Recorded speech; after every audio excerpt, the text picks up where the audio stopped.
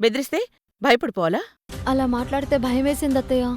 ఆ ఇంటి కోడలిగా తన ప్లేస్లో నువ్వొచ్చావు కదా, అందుకే నిన్ను భయపెట్టడానికి అలా మాట్లాడుంటుంది. వర్ష గురించి తెలుసు కదత్తయ్య, ఏ రూపంలో అయినా మిమ్మల్ని ఇబ్బంది పెట్టే ప్రయత్నం చేయొచ్చు.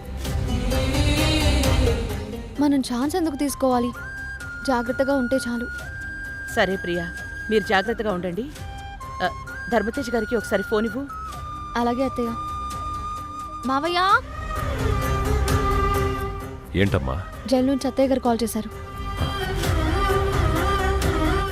రాణమ్మా, నీకు భద్రత పెంచమని మీ జైలు అధికారులకి నేనే ఫోన్ చేద్దాం అనుకుంటున్నాను. ఎందుకండి? నీ మీద వర్షేదో కుట్ర పన్నిందట. నిన్నేదో చేస్తానని చెప్పి ప్రియాకృష్ణలతో చెప్పిందట. వర్ష నన్నిక్కడ ఏమీ చేయలేదు. ఆ విషయంలో మీరెవరూ ఏమీ కంగారు పడద్దు. నాకు ఏ ప్రత్యేక భద్రత అవసరం లేదు. Are you sure? పరిస్థితులకి ఎదురు వెళ్ళడం, ఎలాంటి పరిస్థితులనైనా నా కంట్రోల్లోకి తెచ్చుకోవడం నా జీవితం నాకు నేర్పిన పాఠం. ఇలాంటి పరీక్షలు నాకు కొత్త కాదు. నీ ధైర్యమే నీకు శ్రీరామ రక్ష. ధర్మతేజ్ గారు, చెప్పు రాణమ్మా. ప్రియాకృష్ణల పెళ్లి అయిపోయాక నేను జైలుకొచ్చేశాను. వాళ్ళకి చెయ్యాల్సిన కార్యక్రమాలేవి చేయలేకపోయాను. మీరు బాధ్యత తీసుకుని అన్నీ చేయండి. అది కాదు రాణమ్మా. ప్రియాని నేను అడిగితే మేము సంతోషంగానే ఉన్నావు అని చెప్పింది. మా ముందు సంతోషంగా ఉన్న ట్యాగ్ చేశారు. కానీ నాకు తెలుసు, వాళ్ళు నటిస్తున్నారే తప్ప వాళ్ళు సంతోషాలకి దూరంగా ఉంటున్నారని. దీన్నే తల్లి మనసు అంటారు రాణమ్మా. నువ్వు వచ్చేంత వరకు ఈ ఇంట్లో ఏ శుభకార్యం వద్దనుకుంటున్నారు పిల్లలు. వాళ్ళు వద్దు అంటే మీరెలా ఊరుకున్నారండి? చూడండి, నేను గనక అక్కడుండుంటే సాంప్రదాయబద్ధంగా అన్ని శుభకార్యాలు జరిపించుండేదాన్ని. ఇప్పుడు మీరే అన్ని చేయించాలి. అది కాదు రాణమ్మా. మీరింకేం మాట్లాడకండి. నా మాట అంతే. సరే, నువ్వు చెప్పాక కాదంటానా. నీ ఇష్టమే నా ఇష్టం. సరేనండి, ఉంటాను ధర్మతేజ్ గారు. ఏమైందక్కా? మనల్ని ప్రేమించే కుటుంబం ఒకటి మనతో ఉంటే అంతకంటే అదృష్టం ఇంకోటి ఉండదు. ఆ విషయంలో మీరు చాలా అదృష్టవంతులక్క. అవును, మనం భయపడితే చాలా మంది భయపెట్టిస్తారు. కానీ నేను దేనికి భయపడినని వాళ్ళకి తెలీదు.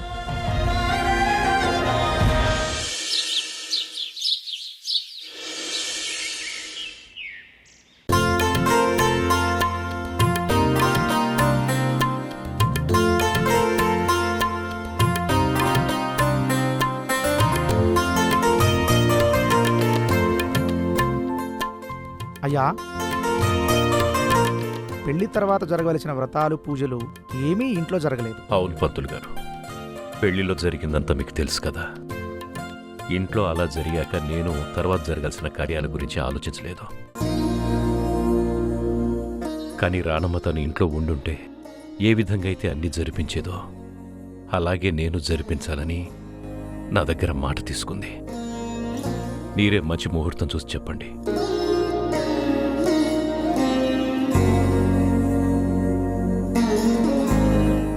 ధర్మతేజ గారు, ఎల్లుండి బుధవారం చాలా మంచి రోజు. ఆ రోజు మీ కొడుకు కోడల చేతుల మీదుగా సత్యనారాయణ వ్రతం జరిపించండి. ఆ తర్వాత రోజు రాత్రికే శుభగడియల్లో పిల్లలకు జరిపించాల్సిన కార్యం కూడా జరిపిస్తే సరిపోతుంది. అలాగే పంతులు గారు. ఏంటి నాన్న? రండి కృష్ణ, మీ గురించి మాట్లాడుకుంటున్నాం. దేని గురించి నాన్న? నిన్న రాణమ్మ నాకు గుర్తు చేసేంత వరకు దిగుల్లో మీ సంతోషం గురించి పట్టించుకోలేదు. దాని గురించే పంతులు గారిని పిలిపించానురా. బుధవారం ఏదో మంచి ముహూర్తం ఉందంటున్నారు. మీకు ఓకే కదా? లేదు నాన్న, ఈ విషయంలో మేం కావాలని మా వ్యక్తిగత సుఖాల్ని దూరం పెట్టుకున్నాం. అమ్మ లేకుండా ఈ పూజలు పునస్కారాలు ఏవి మమ్మల్ని ఏ రకంగానూ సంతోషపెట్టలేవు నాన్న. అవును మావయ్య, అత్తయ్య తిరిగి మళ్ళీ ఇంట్లో అడుగు పెట్టిన రోజుని మాకు నిజమైన సంతోషం. దయచేసి ఇంకెప్పుడు దీని గురించి ప్రస్తావన తీసుకురావద్దు.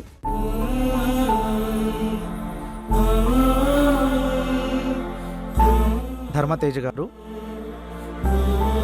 పిల్లల్ని కాదని మనమేమీ చేయలేం.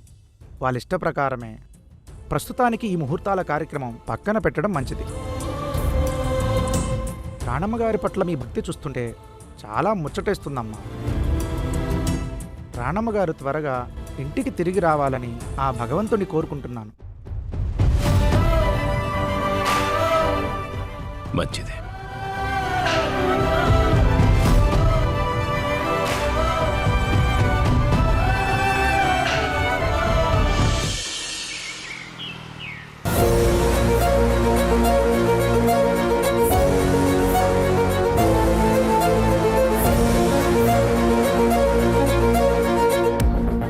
నేను ఇంకా ఇక్కడ ఉండడం అంత మంచిది కాదు.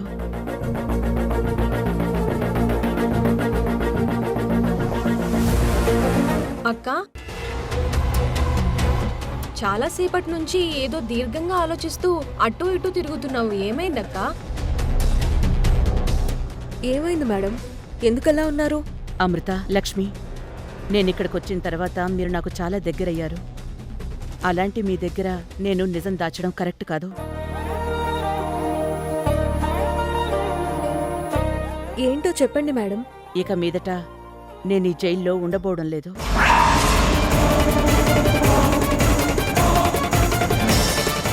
అంటే వేరే జైలుకి ఏమైనా షిఫ్ట్ చేస్తున్నారా మేడం? లేదు, మరి ఈ జైలు నుంచి తప్పించుకోబోతున్నాను.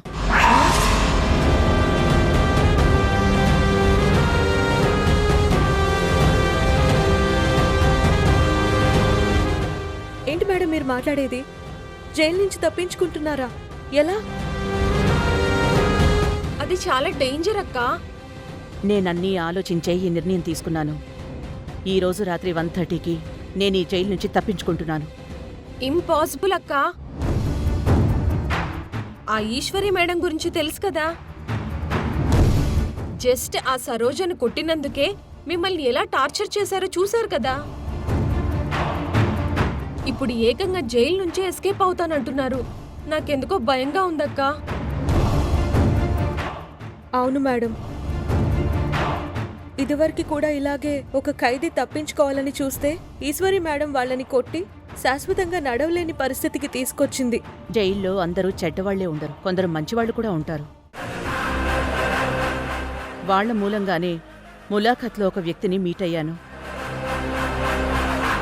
అతని హెల్ప్తోనే ఈరోజు 1:30కి నేను తప్పించుకోబోతున్నాను. మీరు నా గురించి భయపడకుండా జాగ్రత్తగా ఉండండి. దీని గురించి నేను మీతో ఏం చెప్పలేదు, మీరు వినలేదు. ఇప్పుడు నువ్వు పారిపోయినంత మాత్రాన నిన్ను వదిలేస్తారా అక్క? మళ్ళీ పట్టుకుంటారు కదా. జైలు నుంచి తప్పించుకోవడానికి ఇంత పెద్ద ప్లాన్ చేసి ధైర్యం చేస్తున్న దాన్ని బయటికెళ్ళాక పోలీసుల కంటపడకుండా ఎలా ఎస్కేప్ అయి తిరగాలో ప్లాన్ చేసుకోలేనా? ఏదేమైనా ఇవాళ నైట్ నేను తప్పించుకోవడం మాత్రం ఖాయం.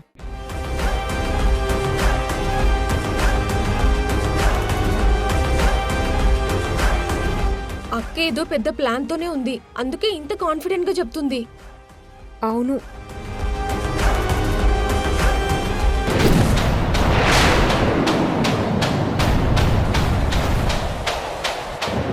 రాణమ్మా, నువ్వు జైలు నుంచి తప్పించుకుంటావా? ఎంత బాగా ప్లాన్ చేశావు. నీ ప్లాన్ ఎలా వర్కౌట్ అవుతుందో, నువ్వెలా జైలు నుంచి తప్పించుకుంటావో నేను చూస్తాను.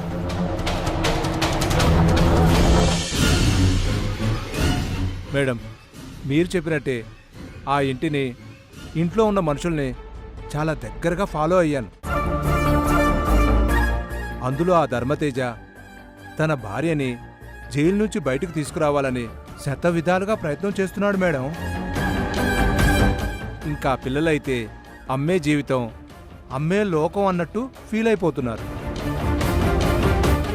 నాకు తెలిసి ఆ రాణమ్మని బయటికి తీసుకొచ్చే ఛాన్సెస్ చాలా ఎక్కువగా కనిపిస్తున్నాయి మేడం. సరే, ఇంతకీ నేను చెప్పిన లాయర్ని కలిసావా? కలిశాను మేడం. ధర్మతేజ ఏ లాయర్తో అయితే మూవ్ అవుతున్నాడో ఆ లాయర్కు ఫ్రెండే మన లాయర్. వాళ్ళు ఆల్రెడీ ఈ కేసు గురించి మాట్లాడుకుంటున్నారు మేడం. ఆ రాణమ్మ చంపింది ఒక హంతకుణ్ణి. అదే లా పాయింట్ మీద కేసును ముందుకు తీసుకెళ్లాలని ఇద్దరూ ప్లాన్ చేసుకుంటున్నారు. అయితే రాణెమ్మ జైలు నుంచి బయటకొచ్చేస్తుందంటావా? ధర్మతేజ కుటుంబం పట్టుదల చూస్తుంటే కింద కోర్టు కాకపోతే ఆ పై కోర్టు, అదీ కాకపోతే సుప్రీం కోర్టుకైనా వెళ్ళి ఆ రాణెమ్మని ఖచ్చితంగా బయటికి తీసుకొచ్చేలా ఉన్నారు మేడం.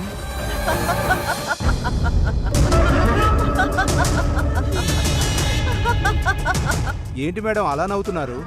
నువ్వు చెప్పింది శుభవార్త. నాకు కావాల్సింది అదే. రాణెమ్మ చాలా క్షేమంగా జైలు నుంచి బయటికి రావాలి. అప్పుడే కొత్త కథ మొదలవుతుంది. అదేంటో నేను తెలుసుకోవచ్చా మేడం?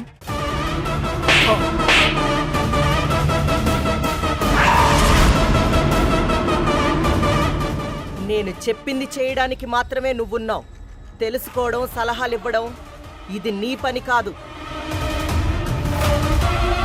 నా పని నువ్వు చేసి పెడుతున్నందుకు నీకు కావాల్సింది నీకు దక్కుతుంది. వెళ్ళో. ఒక్క నిమిషం.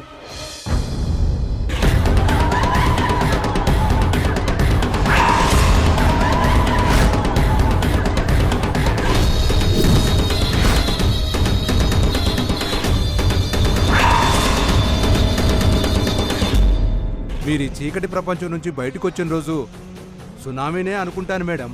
కాదు, భూకంపం. నువ్వెళ్ళో. వెళ్ళొస్తాను మేడం.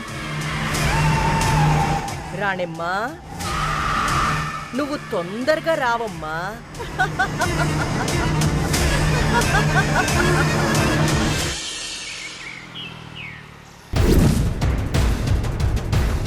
ఈ జైలు నుంచి తప్పించుకోబోతున్నాను. ఈరోజు రాత్రి 1:30కి నేను తప్పించుకోబోతున్నాను. నమస్తే మేడం, అర్జెంటుగా రమ్మని పిలిచారు. ఏమైంది మేడం? చూడండి, ఆ రాణమ్మ పగడ్బందీ ప్లాన్ వేసింది. తప్పించుకోబోతుంది. ఎలా మేడం? ఎలా తప్పించుకోబోతుంది? ఇంతవరకు ఎంత పెద్ద నేరం చేసిన ఖైదీ అయినా తప్పించుకున్నట్టు గాని, మిమ్మల్ని ఎదిరించినట్టు గాని, మీరు గీసిన గీత దాటినట్టు గాని మీ ట్రాక్ రికార్డులోనే లేదు కదా మేడం? వచ్చినప్పటి నుంచి చూస్తున్నాను. వాళ్ళందరికీ అతీతం ఈ రాణమ్మ. పైగా ఈ రాణమ్మ వర్షకి శత్రువు. వర్షకి శత్రువు అంటే నాకు కూడా శత్రువే. ఎట్టి పరిస్థితుల్లో రాణమ్మ తప్పించుకోకుండా సెక్యూరిటీని టైట్ చేయాలి. గాయత్రి, నువ్వు టైట్ సెక్యూరిటీతో నార్త్ పోల్ దగ్గరుండు. సుహాసిని, నువ్వు సౌత్ పోల్. రేఖ, నువ్వు వెస్ట్ పోల్. అలాగే సుబ్బుకు కూడా చెప్పండి తనని సౌత్ దగ్గర ఉండమని. Yes madam. Yes madam. Ranamma తప్పించుకోబోతున్నట్టు మన దగ్గర ఇన్ఫర్మేషన్ ఉన్నట్టు కానీ, మనం ఇలాంటి ఆపరేషన్తో సెక్యూరిటీ టైట్ చేస్తున్నట్టు కానీ ఎట్టి పరిస్థితుల్లో కూడా ఆ రాణమ్మకి దీని గురించి చిన్న డౌట్ కూడా రాకూడదు.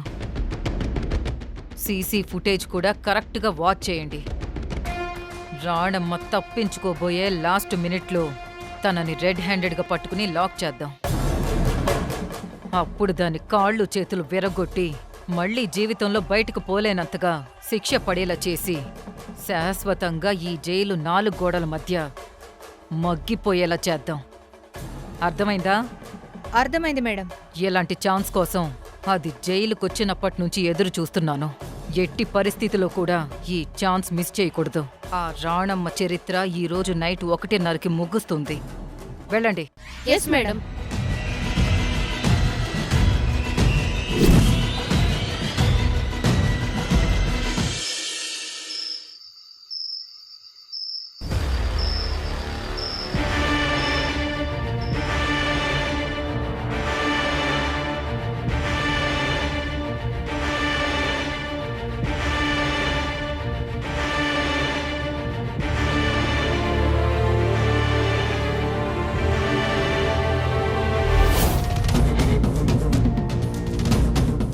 ఏమైంది నాయకే?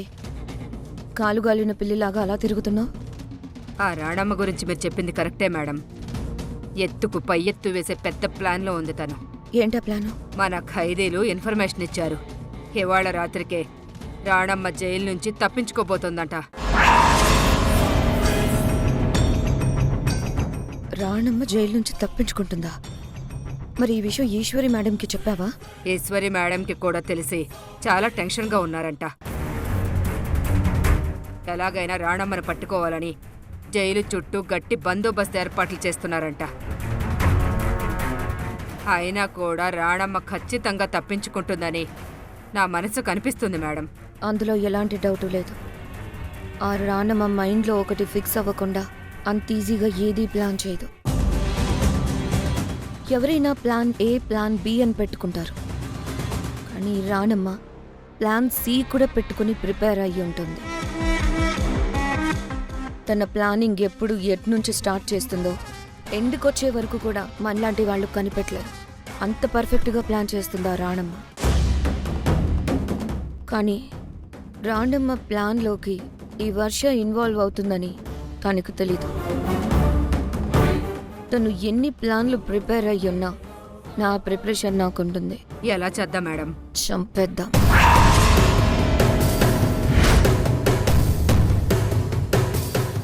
ఆ రాణమ్మ జైలు నుంచి ఎస్కేప్ అవ్వకముందే దాన్ని మనం చంపేద్దాం. రాణమ్మ గురించి పూర్తిగా తెలిసి కూడా మీరు తనని తప్పు అంచనా వేస్తున్నారనిపిస్తుంది మేడం. మీరన్నంత తేలిక కాదేమో మేడం రాణమ్మని చంపడం. నిజమే నాయకి, కానీ తనని చంపబోయేది నువ్వో నేనో కాదు. ఈ జైల్లో కరుడుగట్టిన ఖైదీలు మన వాళ్ళు కొందరున్నారు. వాళ్ళతో నేను మాట్లాడతాను. రాండమ్మ ఎస్కేప్ అవుతుందని మనం బిల్డప్ ఇద్దాం. లాస్ట్ మినిట్లో దాన్ని చంపేసి మన పగ తీర్చుకుందాం. రాండమ్మ నాకు బద్ద శత్రువు. ఎప్పుడెప్పుడు జైలు నుంచి బయటికి వెళ్ళి దాని మీద పగ తీర్చుకుందామా అని ఎదురు చూస్తూ ఉన్నాను. అలాంటి టైంలో ఆకలితో ఉన్న సింహం బోన్లోకొచ్చిన లేడి పిల్లలాగా తనే జైలుకొచ్చింది. అలాంటిది దాన్ని ప్రాణాలతో బయటికి పంపిస్తానా చెప్పు? ఖచ్చితంగా శవంగానే పంపిస్తాను. వినడానికి సమ్మగానే ఉంటుంది, కానీ ఎలాగో చెప్పండి. చెప్తాను విను.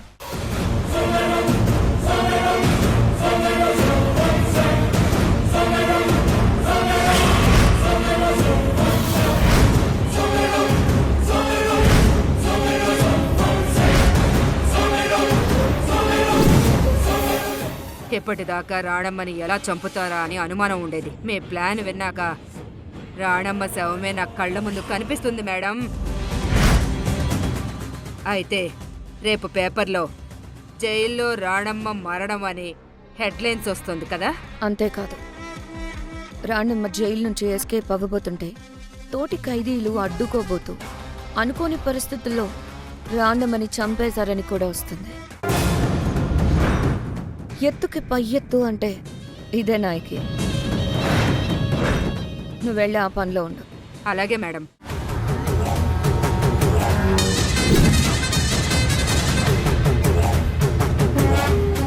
రానమ్మా, ఈ నైట్ నీకు లాస్ట్ నైట్ అవ్వబోతుందని నువ్వు కూడా ఊహించావు. కానీ నీ బ్యాడ్ లక్, ఇదే నీకు లాస్ట్ నైట్.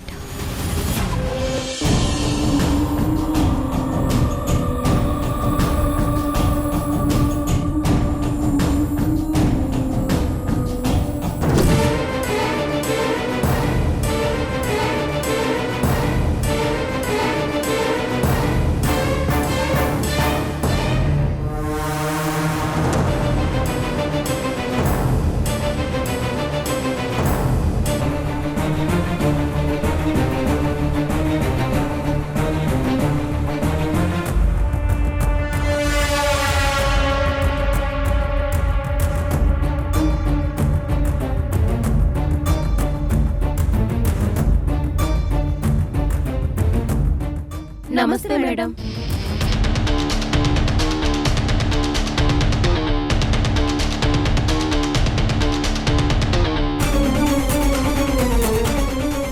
ఈ జైలు నుంచి తప్పించుకోబోతున్నాను. ఈరోజు రాత్రి 1:30కి నేను తప్పించుకోబోతున్నాను.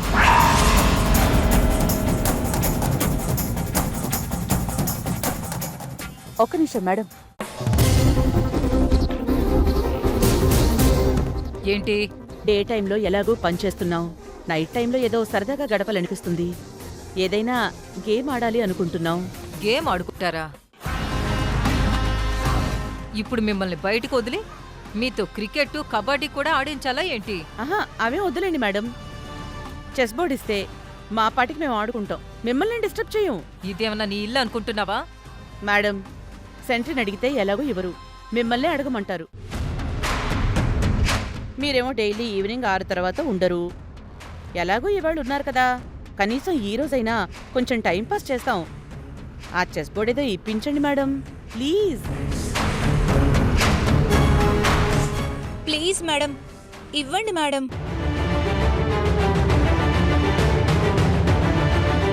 చూద్దాం. అర్ధరాత్రి వరకు మెలకుగా ఉండడానికి ఇదేదో ప్లాన్ చేస్తుంది. ఓకే, ఇక్కడి నుంచి తప్పించుకునే ప్రయత్నం చెయ్యాలి. అదంతా సీసీ కెమెరాలో రికార్డ్ అవ్వాలి. అప్పుడే కదా దీని ప్లాన్ ఫెయిల్ అయ్యేది, నా ప్లాన్ వర్కౌట్ అయ్యేది.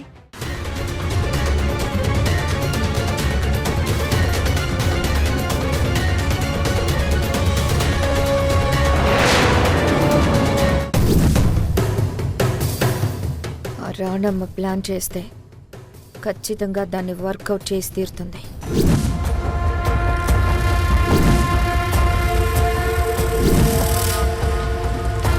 ఈ పని మీరు మాత్రమే చేయగలరని నమ్మి మిమ్మల్ని వేరే సెల్ నుంచి బయటికి తీసుకొచ్చాను. ఈ ఛాన్స్ మిస్ చెయ్యొద్దు.